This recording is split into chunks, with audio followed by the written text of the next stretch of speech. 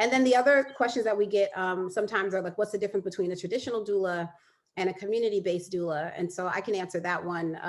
A community-based doula, so a traditional doula, like we said, they're doing emotional, sometimes spiritual, informational, educational, sort of practical physical support of the birthing person, the pregnant person, a little bit of the postpartum. But typically it's focused on a business relationship that's between the doula and the client. So the client is paying out of pocket with their funds to pay this individual who's an independent businesswoman or potentially a man or person.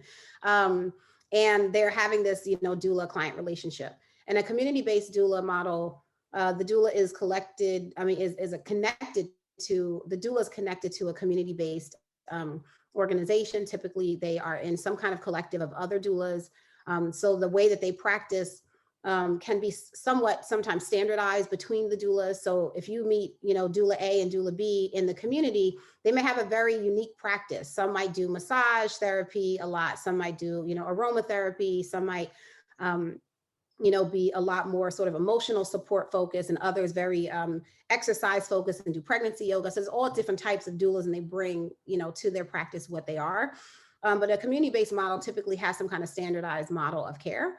And they tend to have a mandate around how many prenatal, how many postpartum. Sometimes it depends on the need of the parents, but they're a lot more typically than a traditional doula, who might do a couple, maybe 1 or 2 prenatals, 1 or 2 postpartums, and mostly focus on the birth. The community-based doula typically does 3 or more, sometimes 6, sometimes 9, depending on the program, prenatal visits, and then maybe more extended postpartum time as well.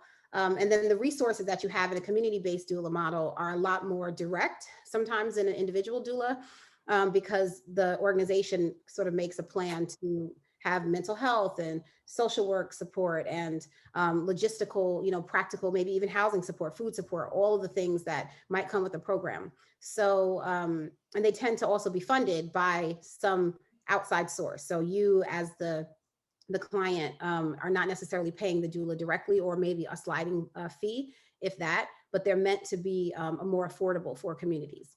So that tends to be the community-based doula model.